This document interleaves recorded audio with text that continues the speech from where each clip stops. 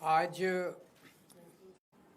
फरवरी में जो चुनाव हुए थे उसमें विसावदर सीट हम लोग जीते थे।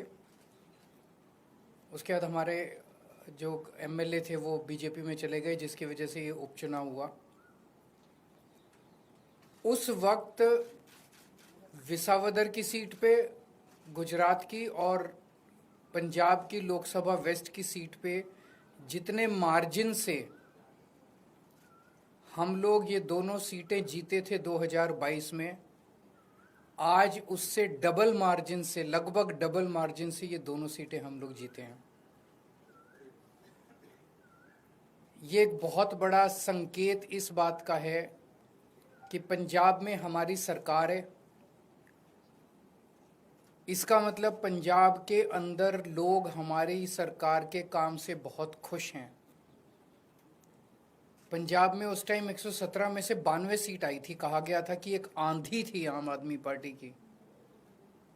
उस आंधी में जितने वोट से हम जीते थे, आज उससे डबल मार्जिन से जीते हैं।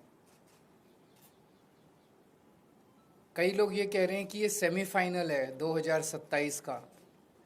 तो हम सोच सकते हैं कि अगर ये सेमीफाइनल है 2027 का और 2022 आंधी थी, तो 2027 तो तूफान आने वाला है। हम सोच सकते हैं कि जनता आम आदमी पार्टी के काम से कितनी खुश है। और लुधियाना वेस्ट के इस चुनाव ने एक तरह से जनता के मूड को दर्शाया है। एक तरह से पंजाब की जनता ने मोहर लगाई है आम आदमी पार्टी के कामों पे। विसावदर के लोगों ने भी डबल मार्जिन से हमें जिताया है। जितने मार्जिन से उन्होंने हमें 2022 में जिताया था, उससे डबल मार्जिन से जिताया है। अक्सर कहा जाता है कि बाईपोल में रूलिंग पार्टी जो होती है वही जीतती है। गुजरात में रूलिंग पार्टी बीजेपी है, और बीजेपी की तो इतनी पकड़ है शासन के ऊपर, प्रशासन के ऊपर, पुलिस के ऊपर, सारी एजेंसीज उनके पास है।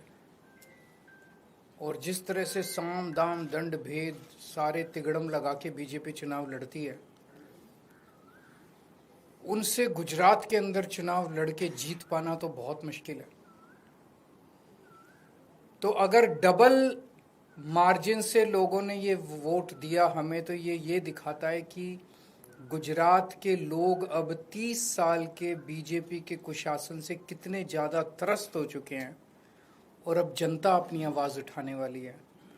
जनता ने अपनी आवाज़ उठानी शुरू कर दी है।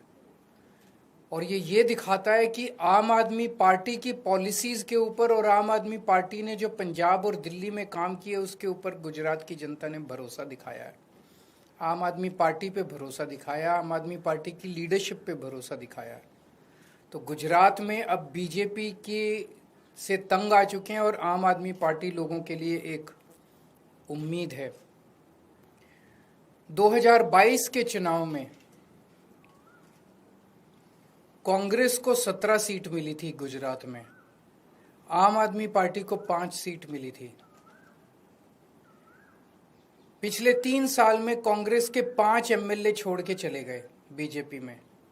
आम आदमी पार्टी का 5 में से 1 एमएलए छोड़ के गया बीजेपी में। इन 5 सीटों पे जो कांग्रेस के छोड़ के गए थे, पिछले साल चुनाव हुए थे, 5 की 5 सीट कांग्रेस हार गई और बीजेपी के पास चली गई। एक सीट पे जो बीजेपी ने हमारा एमएलए चोरी किया था, आज बीजेपी से हम वो सीट वापस छीन के ले आए हैं। इससे ये दिखाता है कि गुजरात के अंदर टक्कर सीधे बीजेपी और आम आदमी के पार्टी के बीच में है। अभी भी 2 सीटों पे चुनाव हुए, 1 सीट बीजेपी जीती है, 1 सीट आम आदमी पार्टी जीती है। और ये दोनों जगह चुनाव कांग्रेस और बीजेपी मिलके लड़े। अब कांग्रेस का स्टेटस सभी राज्यों के अंदर एक ही रह गया है, बीजेपी के हाथ की कठपुतली बनके बीजेपी को जिताने की कोशिश करना। विसावदर के अंदर जिस तरह से कांग्रेस ने, दिल्ली के अंदर सबने देखा जिस तरह से कांग्रेस ने बीजेपी की मदद की। विसावदर के अंदर जिस तरह से कांग्रेस ने बीजेपी को जिताने के लिए पूरी एड़ी चोटी का पसीना लगा दिया। पूरी की पूरी कांग्रेस की लीडरशिप, टॉप लीडरशिप जो है वो बीजेपी की जेब में बैठी है, बीजेपी के हाथ की कठपुतली है।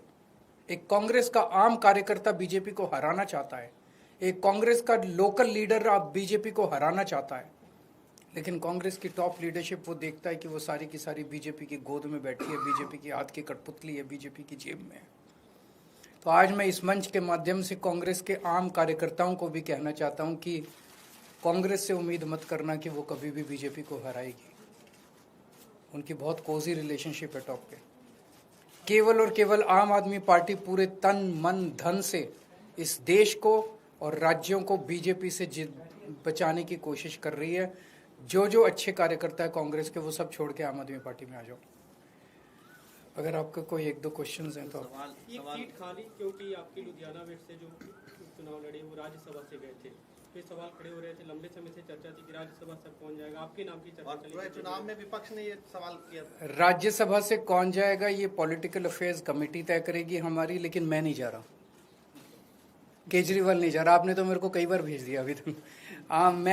मैं राज्यसभा में नहीं जा रहा, लेकिन कौन जाएगा ये पॉलिटिकल अफेयर्स कमेटी तय करेगी। Thank you.